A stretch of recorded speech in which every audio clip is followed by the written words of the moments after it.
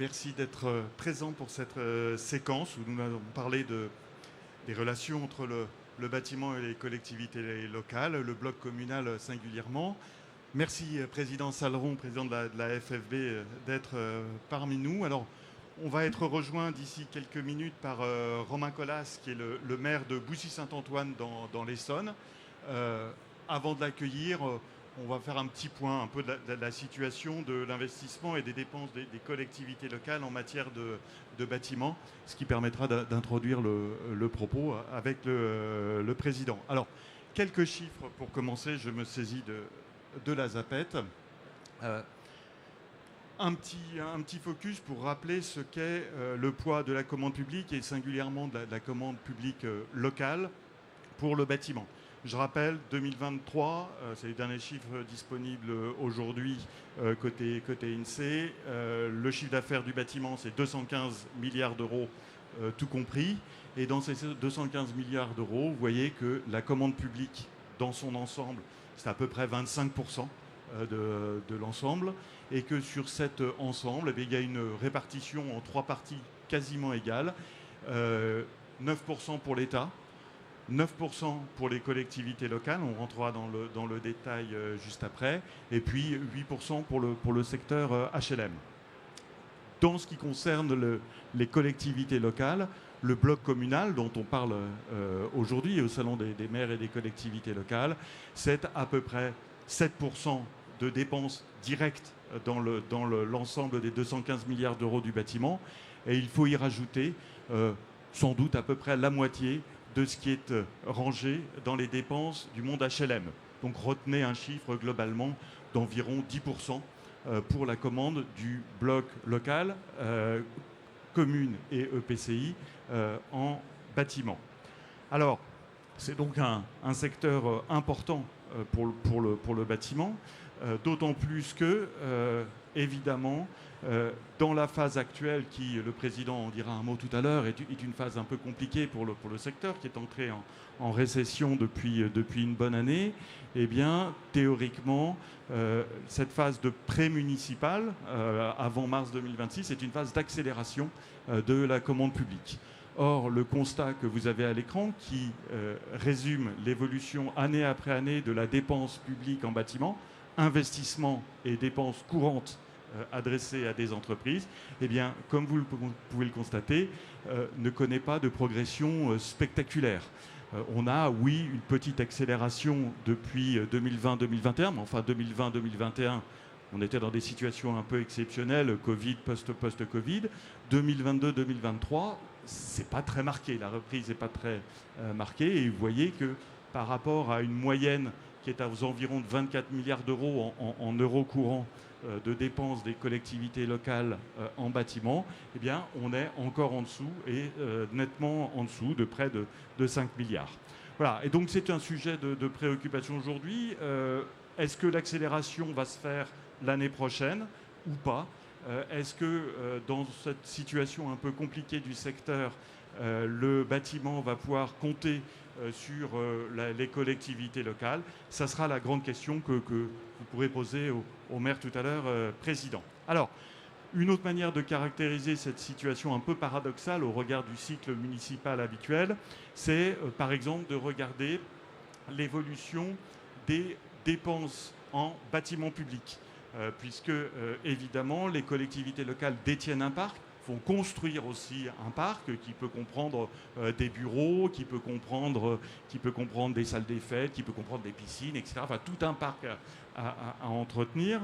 Et cela est enregistré sous forme de permis de construire et de mise en chantier. Vous avez l'évolution en cumul sur 12 mois glissant, une évolution de long terme.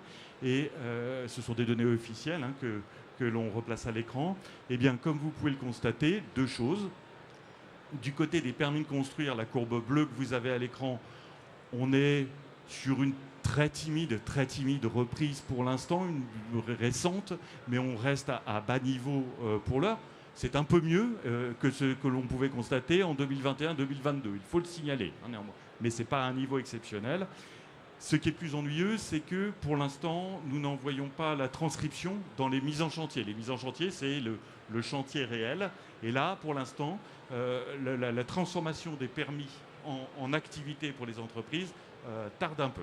Voilà, donc ces éléments de constat qui posent la problématique qui sera abordée avec le maire de Bussy-Saint-Jean de Bussy-Saint-Antoine dans quelques minutes, renvoie aussi à une question autour des budgets des collectivités locales.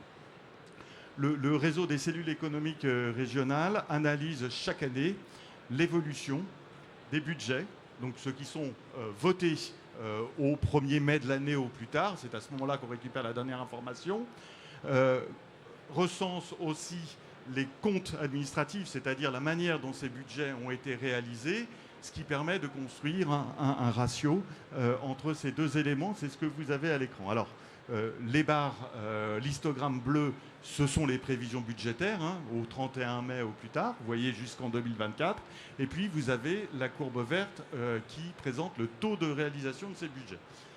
Le sujet complémentaire d'inquiétude que j'évoquais il y a quelques instants, c'est le fait que ces taux de réalisation ressortent bas et structurellement bas depuis 2016, vous voyez, aux environs de 60%. Donc, les collectivités, les mairies votent un budget. Le constat que l'on fait lorsqu'on recense finalement, lorsqu'on constate effectivement les dépenses engagées, c'est qu'on est en deçà de ce budget. Donc on a dit précédemment, les engagements sont un peu plus faibles que dans un cycle municipal normal. Et par ailleurs, les réalisations peinent à tenir ces engagements. Donc c'est des questions qu'il conviendra de se poser pour l'avenir. Dernier élément introductif qui rapporte en abscisse les budgets, les réalisations de 2023 et en ordonnée les prévisions budgétaires pour 2024. Ça permet donc de voir les évolutions sur 2 ans des budgets des collectivités locales qui ont été regroupés par grandes régions. Appellent des constats qui sont quand même assez intéressants. Vous n'avez en réalité qu'une seule région qui anticipait en 2024 une progression aussi rapide qu'en 2023. Je vous rappelle qu'on rentre dans la phase positive du cycle électoral municipal. Donc on est plutôt théoriquement dans une phase d'accélération. En réalité, alors il faudrait regarder collectivité par collectivité, mais quand on regroupe par région, il y a une seule région qui montre une progression à même rythme que l'année dernière. Je ne parle pas d'accélération, je parle de progression à même rythme. C'est Auvergne-Rhône-Alpes, comme vous pouvez le constater. 3 autres ou 4 autres régions connaissent des progressions sur 2 années consécutives, mais avec un ralentissement de la progression. C'est notamment le cas de l'Occitanie, c'est notamment le cas de PACA, et puis on va trouver l'Île-de-France, la Normandie, et puis ensuite on va descendre jusqu'à la Bretagne, qui a encore une petite progression, mais qui n'est plus spectaculaire. À l'opposé, on constate que quelques régions, et pas des moindres, connaissent 2 années des baisses prévisionnelles et réalisées de l'investissement et des dépenses en bâtiment. Ces 2 régions, c'est les Hauts-de-France, avec même une accélération des baisses, et le Grand Est. Et puis, entre ces 2 pôles, on a des régions qui connaissent des inversions de tendance. La seule qui connaisse finalement une accélération, mais en partant d'un niveau négatif, des réalisations en baisse en 2023 et une accélération en 2024, ce sont les Pays de la Loire. Voilà. Donc tout cela permet de caractériser un peu la situation en se résumant. Théoriquement, nous entrons dans une phase du cycle électoral qui est plutôt positive et qui est bienvenue. Mais je vais vous interroger sur le sujet dans quelques instants, Président, compte tenu de la situation du secteur du bâtiment. A contrario, on constate que cette théorie a peine à être vérifiée aujourd'hui dans les chiffres dont nous disposons. Rien n'est perdu, bien évidemment, puisqu'il reste l'année qui vient. Mais les débats dans le cadre du Salon des maires et les débats qu'on a lus depuis quelques mois laissent entendre que cette situation doit être travaillée au corps. Voilà. Alors, Président, au regard de ces quelques chiffres, Est-ce que je peux vous demander peut-être un petit commentaire sur vos attentes? Merci beaucoup pour cette présentation. Bonjour à toutes et à tous. Merci de votre attention. Je vais commenter peut-être pas tout ce que vous avez présenté à l'écran, mais en tout cas ce qui est important pour nous, pour le bâtiment pur, et vous l'avez dit, 25% du chiffre d'affaires du bâtiment sur les 215 milliards vient des collectivités locales, État, région, département ou bloc communal. Donc fait toujours effet d'amortissement. Alors ça peut être 25, ça peut être 20 pour certains départements métropolitains où peut-être l'agglomération, la commune est beaucoup plus puissante dans les métropoles, mais ça peut surtout être entre 30-35 dans les départements ruraux où là, le soutien de l'économie financée par le public est très importante au niveau du bâtiment. Je vous rappelle quand même que pour nos amis des TP, nos cousins des TP, ça peut aller jusqu'à 70%. Vous l'avez dit aussi, malheureusement, cette commande publique qui sert souvent d'amortisseur d'une façon cyclique, 1 an, 2 ans, quelquefois un petit peu plus avant le cycle électoral, aujourd'hui est atone. C'est-à-dire que sa progression est atone. Quand on sait la difficulté du bâtiment aujourd'hui, qui est tirée vers la récession par un manque cruel de construction de logements neufs, je vais vous rappeler un chiffre très simple. On construisait à peu près 400 000 logements neufs par an. Cette année, on va en construire simplement 250 000. Donc vous pouvez voir aujourd'hui la récession dans laquelle nous entraîne le logement neuf. Sur la rénovation énergétique, ce n'est pas forcément très brillant malgré toutes les annonces. Depuis maintenant 3-4 ans, on est à une progression d'un 1,5%, 2%, alors qu'on devrait être beaucoup plus loin au niveau, en tout cas, rénovation du parc privé. Donc sur le public, on attend aussi beaucoup. Vous en avez parlé aussi, la rénovation des écoles, sur le plan EduRénov, dont on va parler cet après-midi. Ce sont des financements publics qui sont là pour atteindre l'objectif de décarbonation de la France en 2050. Alors, ces quelques années post-Covid, on était plutôt pas mal. Et effectivement, des moyens supplémentaires étaient mis jusqu'à l'année dernière. Et là, ce que l'on voit, malheureusement, c'est que même sur des projets menés par le public ou les collectivités, on est en stagnation ou en légère baisse au niveau de la rénovation énergétique. Alors, tout ça entraîne le bâtiment dans la récession, on l'a dit. Cette année, ça sera moins 5% de chiffre d'affaires. Donc, c'est moins 12, 13, 14 milliards d'euros. Mais malheureusement, ça a déjà entraîné non seulement des licenciements, malheureusement, de nos compagnons, mais aussi des défaillances d'entreprises beaucoup plus importantes. Nous sommes à plus 25% de défaillances d'entreprises par rapport à l'an dernier. Donc, même si les chiffres frémissent, même si nous sommes à 1 an et demi de cette échéance communale, avec ces élections communales qui vont entraîner derrière, pareil, la nomination des EPCI, oui, il va falloir forcer là-dessus. Il va falloir qu'on investisse beaucoup plus au niveau local pour essayer de pallier ce déficit qu'aujourd'hui l'on voit dans le privé, en tout cas pour l'ensemble de nos entreprises. Merci Président. Oui, effectivement, vous évoquiez notamment le programme EduRénov, donc c'est le programme de rénovation des écoles, lycées, collèges, lycées, qui est financé par la Banque des territoires notamment. Et ce soir, on fera sur le stand FFB un point sur le sujet avec un bel exemple qui sera présenté. Puisque évidemment, Président, vous avez évoqué la situation du logement, mais l'aspect transition écologique joue beaucoup. Aujourd'hui, vous l'avez dit, le secteur était à la peine sur la transition écologique, c'est-à-dire que globalement, la rénovation énergétique est stabilisée, guère plus, mais dans cet ensemble-là, un sous-segment tire son épingle du jeu, c'est la partie non résidentielle et singulièrement le non résidentiel public. Donc il y a bien quelque chose qui a été engagé par les collectivités locales, singulièrement sur cette partie du marché.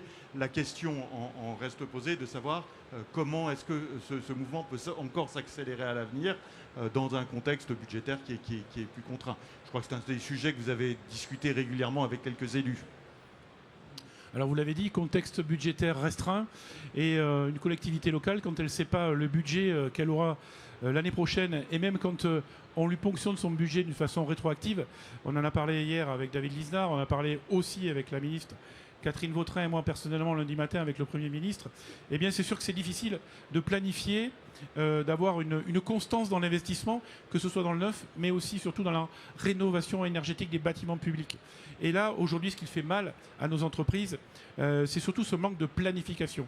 Aujourd'hui, on attend toujours le PLF de l'année pour savoir comment vont être mangées les aides, mais aussi les prêts possibles et tout ce qu'il peut y avoir comme avantage juste l'année d'après. Donc cette instabilité, ce manque de planification quand même dans un secteur qui est lourd, quand on n'a pas de permis de construire, eh bien, les effets se ressentent 1 an et demi, 2 ans, 3 ans après. C'est ce que l'on vit malheureusement aujourd'hui avec cet effondrement de la construction neuve en 2024. Mais voilà, ces choses, ces va-et-vient, que ce soit à la fois du côté des collectivités et au niveau du privé aussi, cette instabilité nous entraîne en fait souvent dans le manque d'investissement, dans le matériel, dans le manque d'innovation aussi, mais aussi dans l'information. Mais il faut le dire, hein, les entreprises du bâtiment, comme les travaux publics, sont des acteurs de l'apprentissage. 100 000 apprentis formés en BTP cette année, ce qui est un record. 70 000 de plus dans les lycées professionnels, ce qui est aussi une bonne preuve pour notre jeunesse et une attractivité aujourd'hui. Nos métiers du concret commencent à être un peu plus attractifs aujourd'hui, et c'est ce qui compte. Et puis l'aménagement du territoire, c'est aussi par les hommes et les femmes du territoire, c'est aussi garder ces jeunes sur le territoire. Donc là, le bâtiment doit être hyper actif. Malheureusement, aujourd'hui, cette instabilité au niveau de l'investissement public et privé nous grève cette progression. Merci, Président. Alors, oui, je crois que vous aviez un chiffre que vous aviez glissé. D'ailleurs, c'est vrai que en termes d'attractivité sur les territoires, le bâtiment est présent dans, vous me disiez, 90%, c'est ça? Oui, il y a dans les 92% des 35 000 et quelques communes françaises, il y a une entreprise du bâtiment. Alors, quelquefois, il n'y a plus le boulanger, il n'y a plus l'épicier, il n'y a plus de station-service ou quoi. Mais il y a un artisan ou une entreprise du bâtiment. Donc, ce maillage est quasi parfait. D'ailleurs, ce maillage est plus que parfait en ce qui concerne notre fédération, la Fédération du bâtiment, puisque nous sommes présents dans l'ensemble des départements français de l'Hexagone, mais aussi, et j'en reviens la semaine dernière, de départements d'outre-mer. Nous avons 8 implantations sur l'ensemble du monde dans nos départements d'outre-mer. Et je crois que c'est important aussi de montrer que le bâtiment, c'est le territoire. Merci, Président. Alors nous accueillons Romain Colas, donc vous êtes maire de Boussy-Saint-Antoine. Merci d'être parmi nous dans l'Essonne, commune de 8000 habitants, je crois, et vous êtes aussi vice-président de l'Association des petites villes de France. C'est bien ça? On ne peut rien vous cacher, voilà. Et je vous prie d'excuser mon retard, mais je devais signer un document avec celui qui est président de mon agglo, mais qui incarne physiquement son ministère, qui est ministre des Transports, et qui est arrivé en retard. Donc il y a une forme de cohérence. Très bien, merci. Vous avez à votre table donc Olivier Salon, le président de la Fédération du bâtiment, mais surtout, vous aimez à le dire, président, entrepreneur, plombier chauffagiste à Périgueux. Voilà, un homme de territoire aussi. Alors, on va rentrer tout de suite dans le cœur du débat. La situation des collectivités... la situation des collectivités locales est tendue, on en parle beaucoup, la situation financière, j'entends. Le maire de Boussy-Saint-Antoine que vous êtes, a-t-il pour demain les moyens d'investir, et singulièrement d'investir en bâtiment? Je vous répondrai quand j'aurai un peu de visibilité sur ce qui sortira de la loi de finances pour 2025. Donc le maire que je suis, comme la plupart des collègues, a des moyens pour investir dans la mesure où nous avons des gestions qui sont des gestions prudentes. Ça nous est d'ailleurs parfois reproché d'avoir un peu trop d'excédents, mais nous dégageons de l'excédent, parce que nous y sommes contraints. Contrairement à l'État, contrairement à la sécurité sociale, nous n'avons pas le droit de faire de déficit. Et si on ne fait pas d'excédent, ça veut dire qu'on ne respecte pas la loi. Et l'excédent, il a une utilité, c'est ce qui nous permet d'investir. Et justement, d'investir singulièrement dans le secteur bâtimentaire. Moi, j'appartiens à une commune qui est sortie de terre dans les années 60-70. C'était une ville nouvelle qui ne disait pas son nom. On est passé de 600 à 6000 habitants en 10 ans de temps. Donc les équipements collectifs, les réseaux ont tous l'âge de la ville et ont tous été conçus en vertu des normes ou de l'absence de normes de l'époque. Et donc on a singulièrement sur le bâtiment un enjeu formidable en termes de mise aux normes et en termes de rénovation thermique, ce qui est source d'économie. Et c'est ce que nous expliquons à la PVF aux gouvernants, c'est que la bonne gestion aujourd'hui, ce n'est pas la politique du rabot sur les collectivités locales qui représente 70% de l'investissement public, c'est au contraire de leur permettre d'investir, ce qui ne nous empêche pas une certaine rigueur sur le fonctionnement. Et moi, je fais partie de ces élus qui considèrent qu'il faut que chaque euro soit dépensé utilement, aussi bien en fonctionnement qu'en investissement. Mais si on veut mieux gérer les deniers publics, tout en menant une politique de soutien aux acteurs du territoire que sont les entreprises du bâtiment, acteurs économiques de premier plan, mais il ne faut pas qu'on nous bride sur l'investissement. Parce que c'est sans doute sur la rénovation thermique du bâti qu'on a les retours sur investissement les plus rapides. Et que donc l'argent que nous ne dépensons pas dans des énergies qui coûtent si cher, les gaz à effet de serre que nous n'émettons pas, c'est autant d'économies aussi bien pour la planète, pour réduire cette fameuse dette environnementale, que pour nos finances, pour agir en sobriété aussi budgétaire. Mais donc on est là dans une démarche qui est totalement contre-intuitive et contre-productive, qui est de brider les communes sur l'investissement au moment où elles en ont plus besoin et où ça peut concourir au redressement des finances publiques. Oui, alors je crois que, Président, vous en disiez un mot juste avant que vous arriviez, cette question de l'instabilité est lourde. Ça corrobore tout à fait ce que je disais, c'est-à-dire que quand les collectivités locales sont dans l'instabilité de pouvoir boucler leur budget, j'allais dire à N+1, mais surtout quelquefois d'une façon rétroactive, comme ce que veulent faire certaines idées qui, j'espère, ne passeront pas en tout cas dans ces normes-là, eh bien les entreprises du bâtiment et d'investissement local, évidemment sont touchées. Donc c'est ça, c'est cette planification que l'on demande, vous aussi. Alors nous, on soutient énormément les élus locaux parce que, je disais tout à l'heure, on est présent partout, sur tout le territoire et outre-mer. Et en général, les acteurs du bâtiment et des fédérations, bien sûr, de la fédération de bâtiment, sont toujours très proches des élus locaux, que ce soit les élus de communes, PCI et même leurs parlementaires. C'est pour ça d'ailleurs que nous sommes présents pour la première année, la FFB, ici, au Salon des maires, parce que tout se joue sur les territoires et on doit travailler de façon commune avec les élus locaux. Très bien. Alors, deuxième petit sujet. Nous rentrons depuis un an dans une lourde crise du logement. Le Président, tout à l'heure, on va sans doute faire sortir de terre cette année 250 000 logements. C'est le chiffre de 1956. Voilà, ça fait faire un peu d'histoire, sympathique. Ceci étant dit, ça a un impact très lourd. Parmi les clauses du blocage, donc on a évoqué la partie financière, il y a une deuxième partie qui est bien identifiée, c'est la partie urbanisme. La Cour des comptes vient de sortir un rapport en disant que l'urbanisme français était complexe, compact, opaque et coûteux, d'autant plus qu'il était très instable. Est-ce que vous partagez le constat? Première question.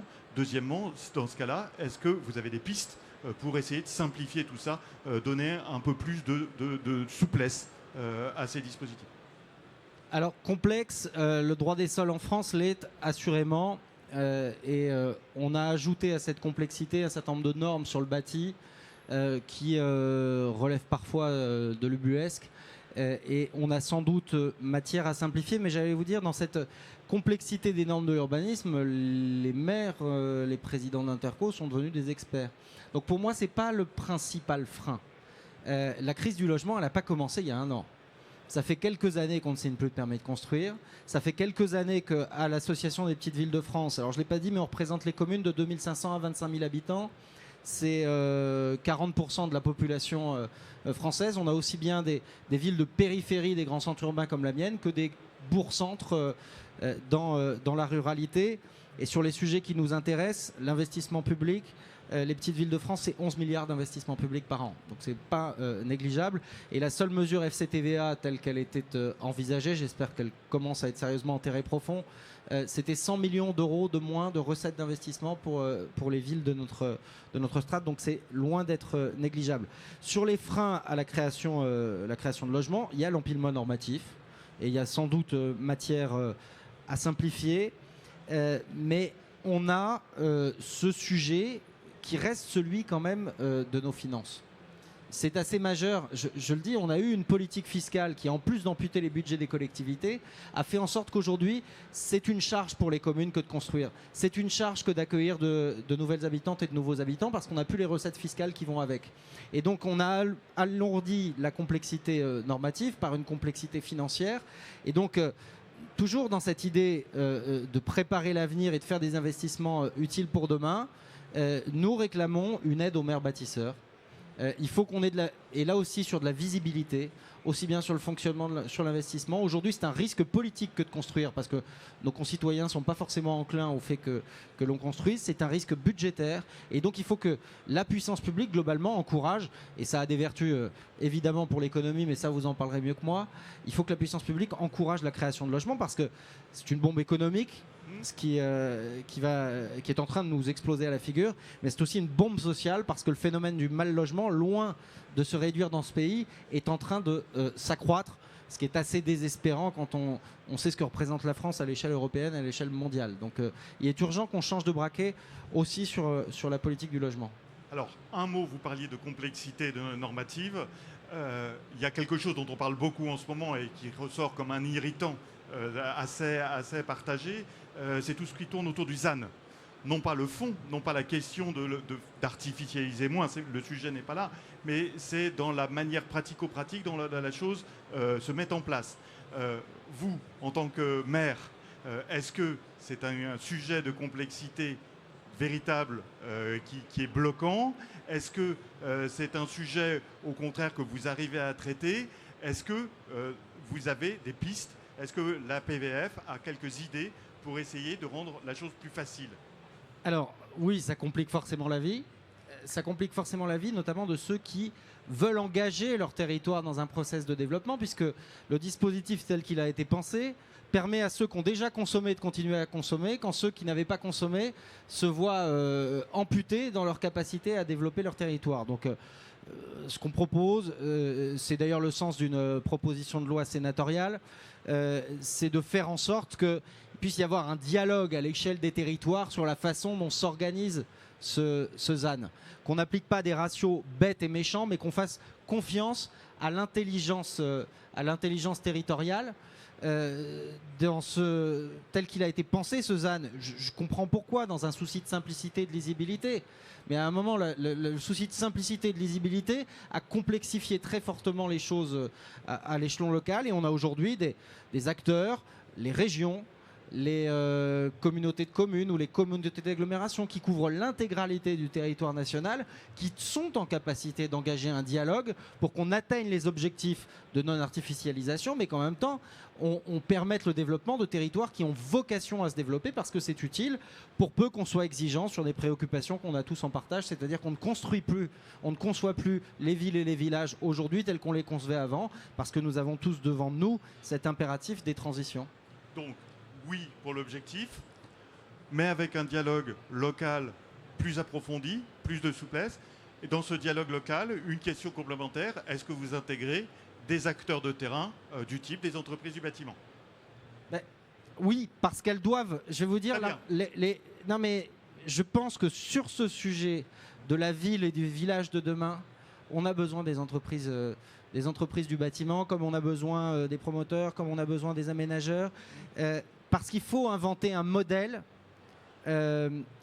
positif de ce que sera la ville demain. C'est évident que, singulièrement dans un territoire comme le mien, aux franges du cœur de l'agglomération parisienne, on ne pourra plus construire le rêve du pavillon individuel avec ses 500 mètres carrés de terrain. Ça ne marche plus parce que de toute façon, il n'y a plus de place. Mais il faut qu'on arrive à inventer des modèles de bâtis agréables, de villes agréables, où chacun a son petit espace extérieur. Et en fait, moi, je vous l'ai dit, ma ville est sortie de terre dans les années 60-70.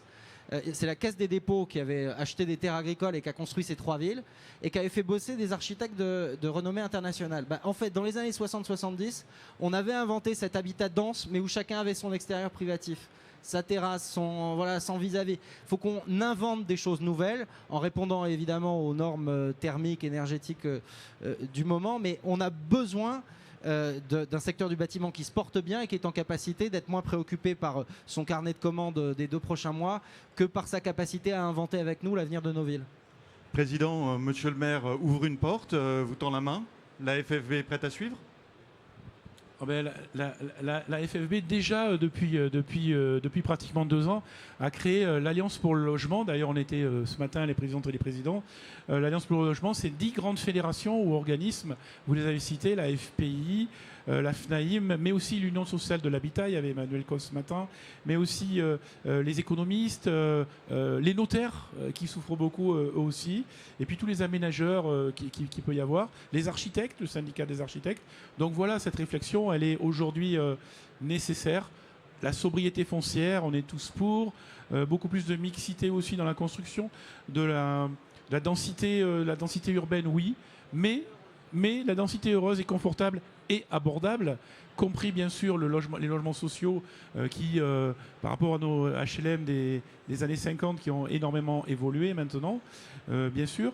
Mais c'est aussi cette réflexion globale que l'on doit avoir, parce que oui, on construit d'une façon, j'allais dire, plus intelligente aujourd'hui.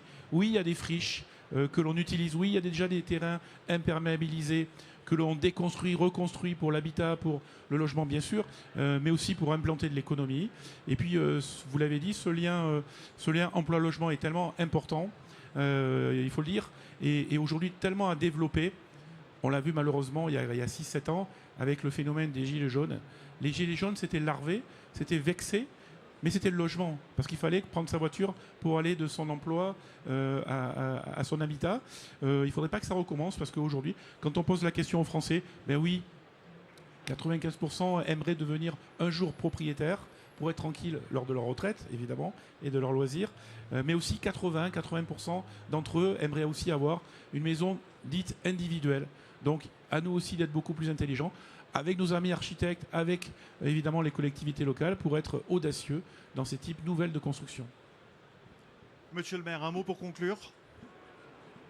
Bah écoutez, je pense que nous avons en partage des préoccupations dont j'espère qu'elles trouveront des débuts de réponse dans les prochaines semaines. Mais ce que disait le président est très vrai. Ce dont ont besoin aujourd'hui les collectivités locales pour faire leur boulot. Et faire leur boulot, c'est s'engager pleinement dans les transitions qui nécessitent qu'on mobilise les acteurs du bâtiment. C'est de visibilité, de stabilité et de respect. Parce que bien trop souvent, c'est le sens de la colère qui s'est exprimée hier, mais qui s'exprime aussi dans les territoires. Moi, ça fait 16 ans que je suis maire. J'ai jamais vu autant d'exaspération chez les élus locaux de tous bords politiques de l'arc républicain. Nous avons le sentiment, et c'est plus que le sentiment parce que c'est une réalité, que les pouvoirs qui se sont succédés prennent les collectivités locales qui représentent ces 70% d'investissement public pour la variable d'ajustement des échecs, et des excès des stratégies budgétaires et fiscales nationales. Et ça a des conséquences qui peuvent potentiellement être dramatiques pour nos territoires en termes de services publics, en termes de capacité à se projeter dans l'avenir, et pour les acteurs économiques locaux, que sont les acteurs du bâtiment et des travaux publics en général. Donc, un message d'espoir très exigeant. Merci, monsieur le maire. Président, je vous laisse le dernier mot. Écoutez, on a dit beaucoup de choses depuis le début de la séance. Merci, monsieur le maire. Voilà. On veut une planification, de la stabilité, des choses très pratiques, pragmatiques, bien en adéquation avec notre temps. La sobriété foncière, la décarbonation, la transition environnementale, écologique, mais aussi de formation, de l'attractivité des jeunes, garder nos jeunes au pays. Voilà aujourd'hui les travaux sur lesquels se penche, et en tout cas d'une façon fortement active, la Fédération française du bâtiment. Merci à vous deux. Merci à vous. Bonne journée.